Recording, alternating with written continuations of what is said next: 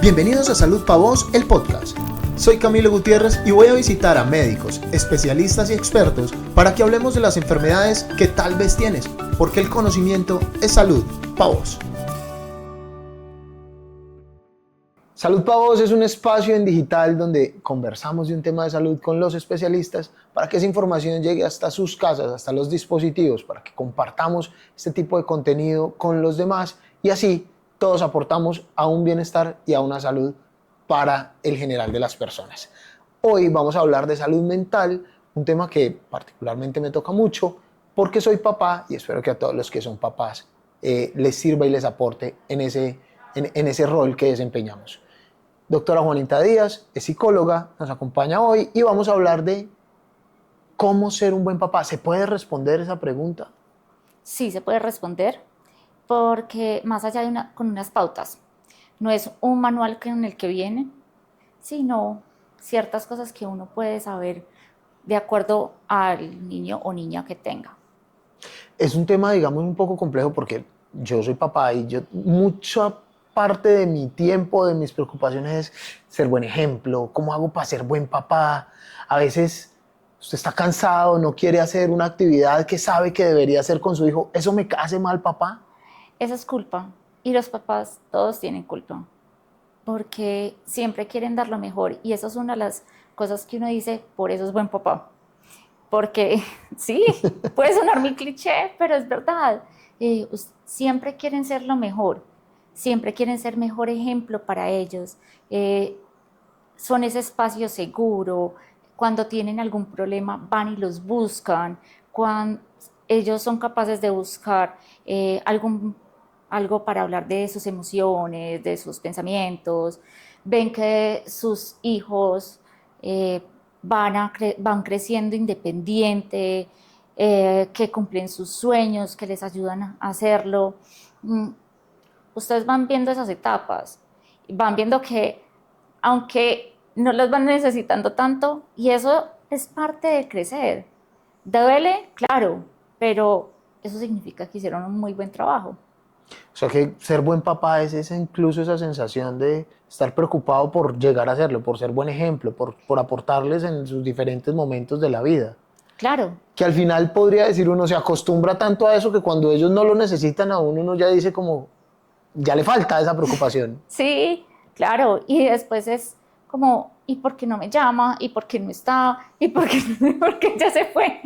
Ahí justamente también es esa. Es que, por eso lo digo, hicieron un buen trabajo y ya es, digamos que la relación se vuelve no tanto vertical, sino más horizontal, porque ya empiezan a ser más adultos, a tomar sus propias decisiones, a tener un buen criterio y eso es el fruto de lo que ustedes hicieron. Entonces, sí, claro, esa preocupación va a estar, incluso aunque no les hablen después, porque, claro, están metidos en sus cosas. Hablemos precisamente de la culpa, que es un sentimiento que yo creo, o una emoción que yo creo que es muy presente en los papás y en las mamás. Es decir, una mamá que se queda dormida lactando siente culpa por quedarse dormida, una cosa que es, digamos, fisiológica. Los papás que de pronto por cualquier razón no pueden estar en un momento específico sienten culpa por no estar, pero a la vez están trabajando por poder llevar unas cosas a su casa. ¿Cómo manejar la culpa siendo papás? Es decir, ¿cómo nos afecta esto desde la salud mental? Claro, todos, y en especial las mamás, es donde más veo esto, no sin decir que los papás no, pero las mamás desde como están con en el vientre, entonces desde el vientre ya están empezando, ¿será que sí como esto? ¿Será que si hago ejercicio? ¿Será que si hago esta posición? Ya esto está afectando, entonces esa carga viene desde mucho antes. Ahí yo lo que les digo y les explico mucho a los papás es que uno siempre quiere tener a los hijos como en una burbujita perfecta y esa burbuja en un momento de la vida se va a romper por X o Y situación. Lamentablemente, que quisiéramos que eso sucediera, no, evidentemente, nunca queremos que eso pase. Entonces, lo mejor que podemos hacer es darle todas las herramientas posibles para que cuando llegue el momento puedan afrontarlo. y cuando se rompa, estar ahí para ellos. O sea, nunca va a ser suficiente, nunca para uno como papá, yo que acompaño tantos estos procesos a lo largo desde que empecé a trabajar, nunca un papá me ha dicho me siento totalmente satisfecho, nunca, no he conocido el primero, siempre ha sido incluso los que más a los de menos, pero entonces esa pregunta nos hace ir a buscar esas estrategias de cómo vincularnos mejor, de escucharlos, de qué es lo mejor para mi hijo en ese momento. Finalmente en el rol como papá también se combina todo lo que uno es en la vida. Entonces podría funcionar como maneje el estrés que maneja en su vida, también de alguna forma manéjelo en relación a sus hijos. Es decir, no se deje desbordar por la situación. A veces humanamente estamos cansados y no queremos jugar más con el niño. ¿Eso también es válido? Es también válido, es que son personas antes de papás, antes de parejas, son personas. Y, por ejemplo, algo que ocultan muchos los papás es el llanto. Y me gusta como a puntualizar esto y creo que es importante mostrar, no siempre, pues no de manera desbordada, pero cómo manejar el estrés, cómo manejar las emociones, empieza también desde casa, desde cómo ustedes lo manejan. Entonces, siendo la mejor versión de ustedes mismos, pueden darle esas herramientas a sus hijos. Una de las situaciones que más nos generan preocupación a los papás es cómo cuidar la salud mental de nuestros hijos. Es decir, ¿dónde podríamos nosotros activar una alerta, un indicador que digamos, aquí puede estar pasando algo, necesito aportar? ¿Cómo cuidar la salud mental de los hijos? Bueno, primero tener ese vínculo muy bien fortalecido, porque así les pueden, digamos que, hablar de sus emociones, de sus pensamientos, y eso ya tienen un terreno ganado muy grande. Entonces ahí ya pueden saber qué es lo que está pasando cuando sus hijos dejan de hacer cosas que antes sí hacían o incluso se devuelven en etapas del desarrollo. Eso también puede estar afectando cuando empiezan a tener, digamos que problemas para dormir, problemas en la conducta alimentaria. Eso también ustedes empiezan a ver. O cuando, por ejemplo, empiezan a tener más aislamiento, ahí es donde hay que tener cuidado de decir, ojo, aquí hay una alerta, algo está pasando y no es normal. Ustedes conocen, ustedes son los mejores para saber qué es normal y qué no es normal en su hijo.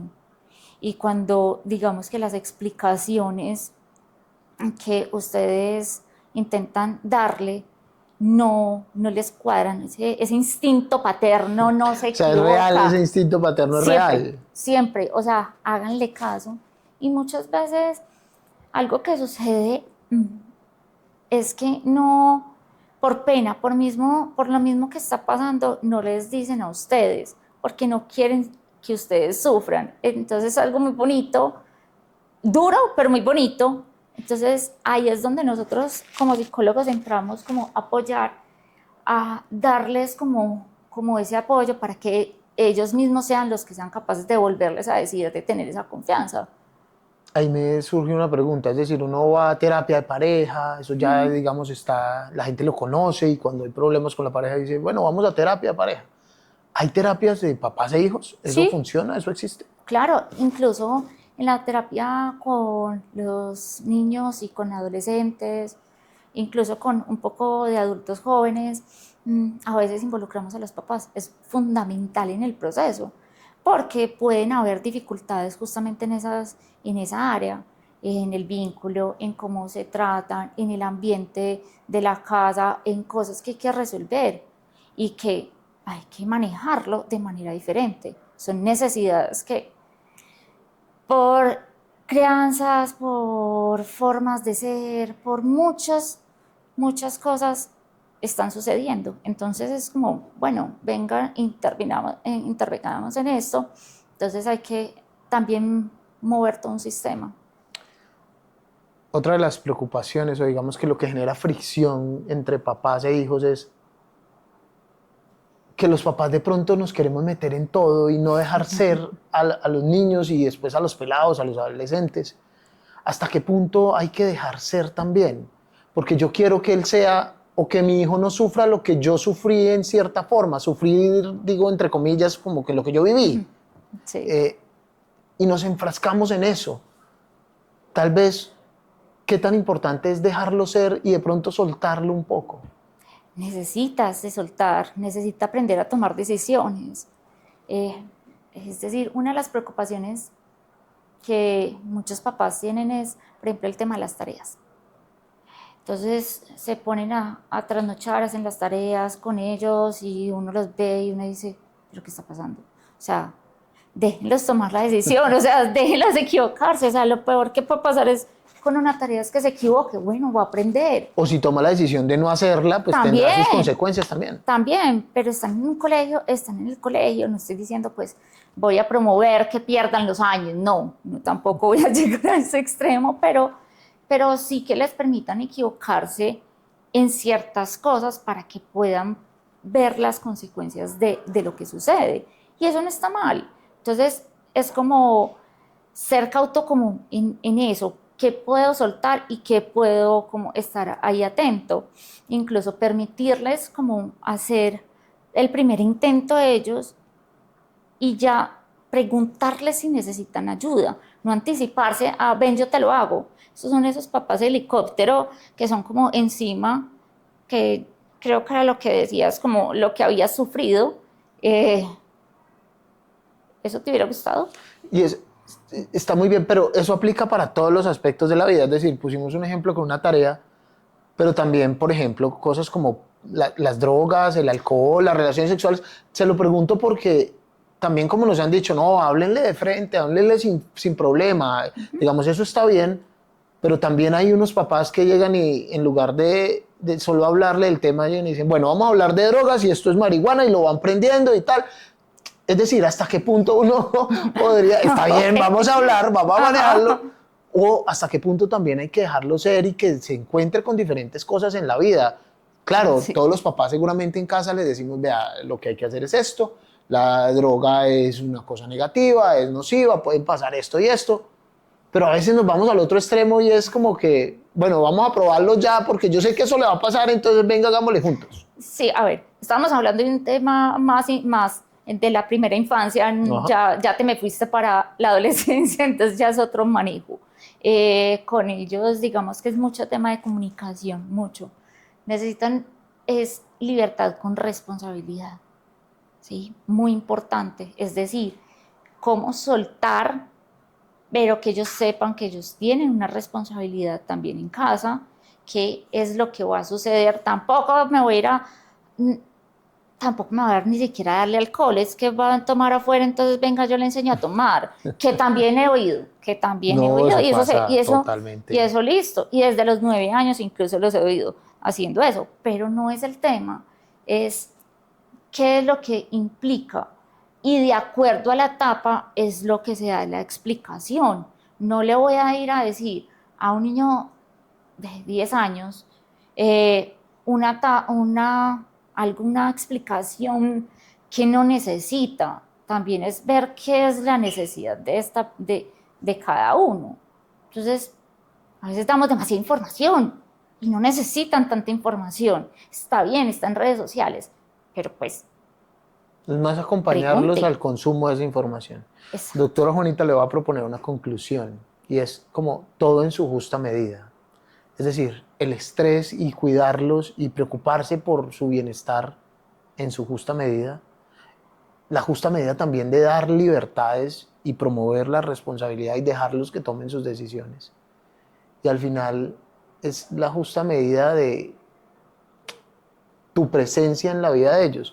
Al comienzo, en los primeros años de la vida, es mucho porque dependen de ti en todo, pero luego gradualmente se va nivelando esa justa medida. ¿Le parece esa conclusión? Sí, es una muy buena conclusión. Ah, bueno, Confiar. y me faltaba una cosa. Hay terapias para papás e hijos, así que pueden pedir una consulta y analizar cada caso en particular, que era una cosa que no sabíamos. Sí, claro, y hay algo que es importante también para dejar claro y es, no siempre se tiene que hacer con ellos, O sea, no siempre tiene que ser papás e hijos. Y lo que se habla en terapia, también hay unas partes que también son reservadas. Yo creo que todo el mundo tiene un derecho a la privacidad. Todos. Hay ciertas cosas que no tenemos derecho a la privacidad de acuerdo Al peligro que pueda correr. Sí, o sea, al peligro que podamos correr, pero creo que eso es importante para que, porque muchas veces digamos que los adolescentes le tienen miedo, es porque le van a contar a los papás, esto se va a saber, bueno, entonces ese manejo con los papás es muy importante para que lo tengan en cuenta. Eso es ir a un profesional, buscar apoyo, que siempre es una buena opción. Salud para Vos, un espacio donde conversamos con los especialistas de temas de salud para que ustedes en sus casas, en sus dispositivos, tengan toda esta información y compartan lo que ustedes no saben a quién le puede servir estos temas que son de salud casi que básica. Un abrazo para todos. Sigan a la doctora Juanita, psicóloga, en redes, en Instagram la pueden encontrar y dejen sus preguntas en este capítulo o en cualquiera de sus contenidos que ella es muy juiciosa y va a estar respondiendo. Nos vemos en la próxima.